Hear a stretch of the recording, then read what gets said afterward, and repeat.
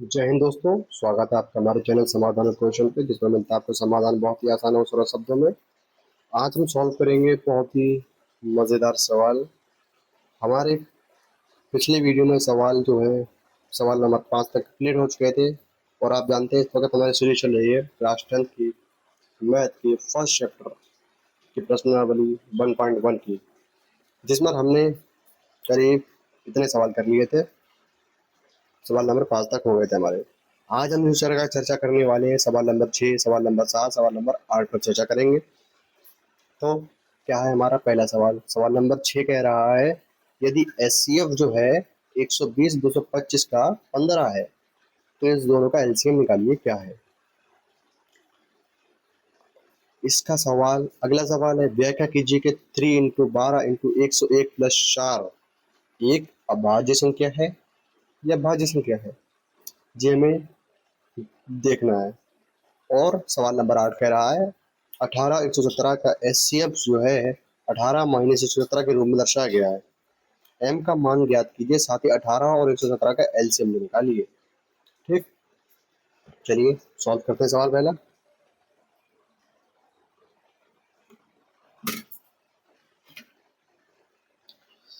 पहला सवाल कह रहा है,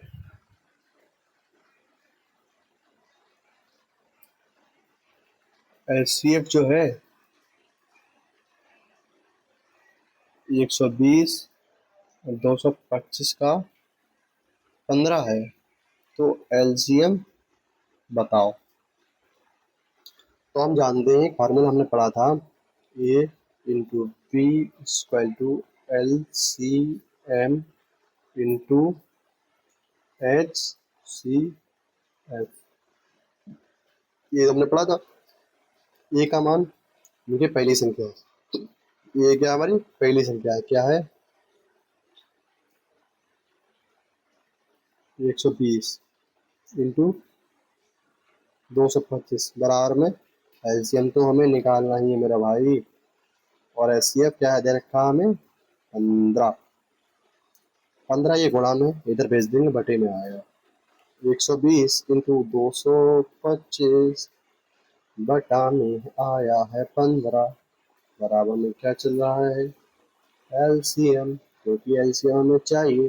15 में 15 225, 15 की गुणा कराएंगे 120 से तो 15 जीरो जीरो, 15 2 30 का zero, 15 Ekam 15 3 18 equal to LCM. LCM बराबर क्या आया हमारे पास, एलसीएम बराबर में 1800। बहुत ही आसान तरीके से समझाता हूँ मैं, बहुत ही मजेदार तरीके से समझाता हूँ मैं, और उम्मीद करता हूँ कि सवाल तो आपको समझ आए होंगे। ठीक, यह आज हमारा पहला सवाल था जो हो गया है कंप्लीट, यानी सवाल नंबर 6। क्या एलसीएम आया 1800। अगले में कह रहा है 3 इंटू 12 इंटू 101 इंटू 101 प्लस 4 4 बराबर में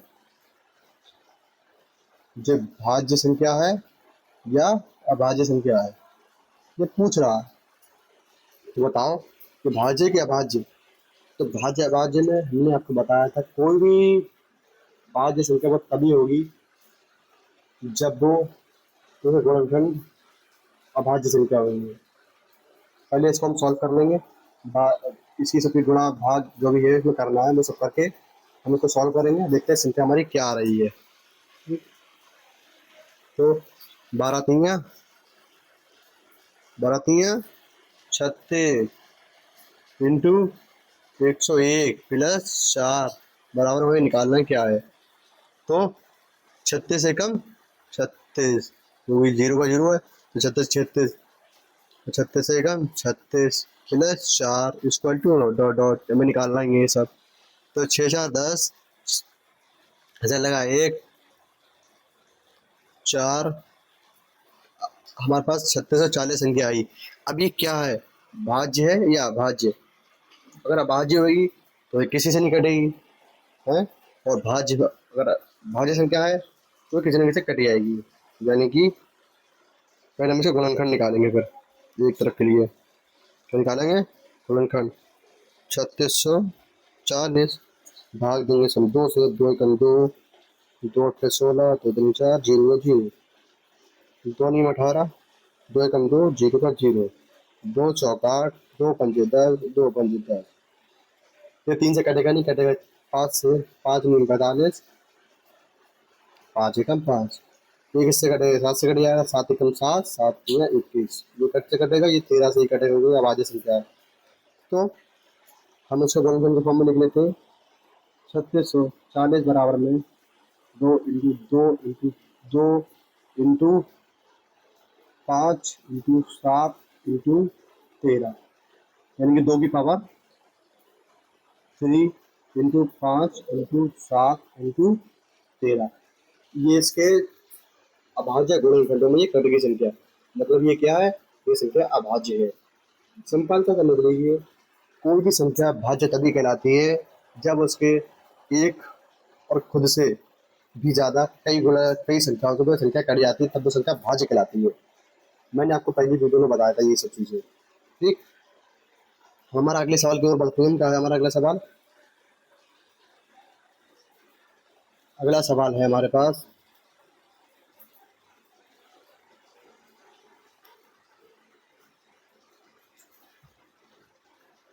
18 और 117 के HCF को 18m माइनस 117 के रूप में दर्शाया गया है, तो m का मान निकालना है। तो कर निकालते हैं।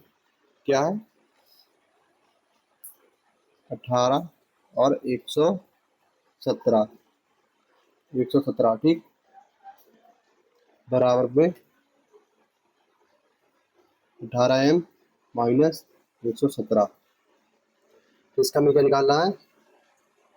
इसका हमें HCF को इसका दर्शाया गया है, तो हम लोग बोले इसका HCF निकालेंगे। क्या आता है इसका HCF?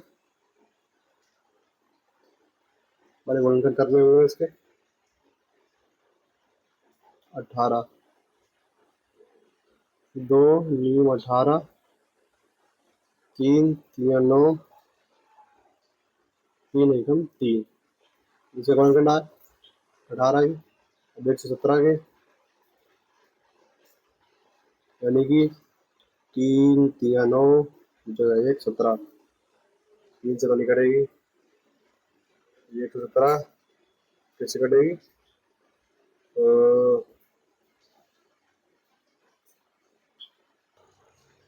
ये संख्या किससे कट जाएगी? यहाँ तक 3 से कट रही है। यहाँ तक कैसे?